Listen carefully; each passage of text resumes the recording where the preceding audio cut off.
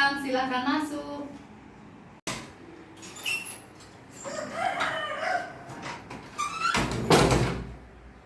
Silakan duduk. Ya, terima kasih Bu. Baik, ada yang bisa saya bantu? Ya Bu, saya di sini mau melakukan sesi konseling.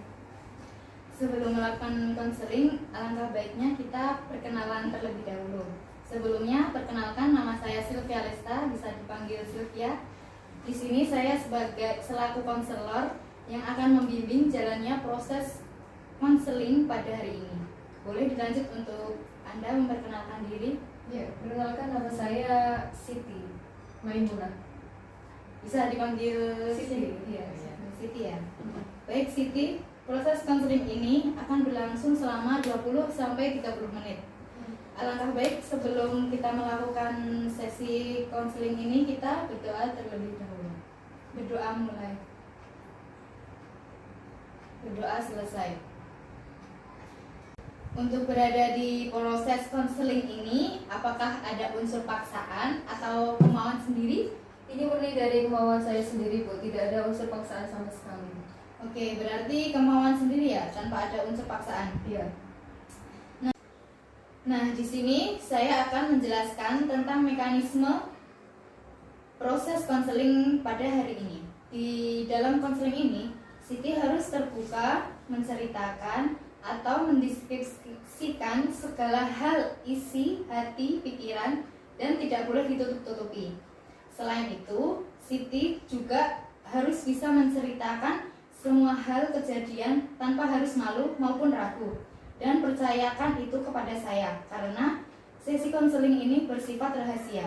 Bagaimana Siti, bisa dipahami? Bisa Bu. Baik, Siti bisa menceritakan permasalahan apa yang sedang Siti alami? Begini Bu, saya itu mengalami kecanduan nafsa jenis suntikan. Oke, kalau boleh tahu sejak kapan Siti mengalami kecanduan narkoba? Sejak 1 tahun terakhir Bu. Baik, satu tahun terakhir ini ya. Iya.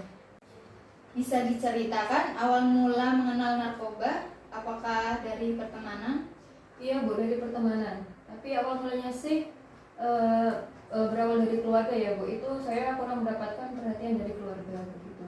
Terus saya mencari perhatian di luar, terus ketemu teman-teman saya. Tapi teman-teman saya itu kecanduan narkoba Bu, begitu. Oke, bisa disimpulkan bahwa kurangnya perhatian keluarga membuat kamu mencari pelampiasan dengan cara memakai narkoba. Iya. Dari segi pemakaian narkoba jenis suntik ini, bagaimana cara Anda mengkonsumsikan? Apakah disuntik secara bergantian? Apa dipakai secara masing-masing begitu? Secara bergantian Bu. Oke, bisa dikatakan suntikan ini bergilir ya, Iya. dari Siti ke orang lain. Iya. Sedikit informasi bahwa yang namanya suntikan tidak bisa sembarangan dan bisa menjadi alat penyebar penyakit seperti HIV, dan itu menjadi tidak sehat untuk kesehatan. Pada saat mengkonsumsi narkoba bisa tenang, tapi ada juga dampak negatif yang bakal dirasakan ketika pemakaian pada suntikan yang dilakukan secara bergilir. Iya Bu.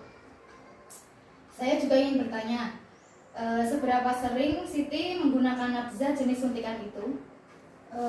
Setiap hari Bu, karena setiap hari itu saya ketemu dengan teman-teman saya terus. Baiklah. Kalau boleh tahu, ada tidak perbedaan dari sebelum menjadi pecandu narkoba dan setelah menjadi pecandu narkoba? Tentunya ada Bu. Sebelum saya menjadi pecandu narkoba itu saya rasanya stres sekali. Terus setelah menggunakan nafsa rasanya itu bersemangat gitu setelah menggunakannya. Baik, bisa dikatakan dengan Siti menggunakan narkoba ini mengganggu kehidupan Siti ya? Kalau saya bertanya, apakah narkoba itu sangat penting? Tidak Bu. Apakah Siti ingin berubah? Iya. Jadi dapat disimpulkan Siti siap dan ingin berubah. Apakah itu secara sadar? Ya, sadar Bu. Di sini saya mempunyai saran yang bisa Siti lakukan untuk merubah hal-hal negatif yang sebelumnya Siti lakukan menjadi ke hal yang positif.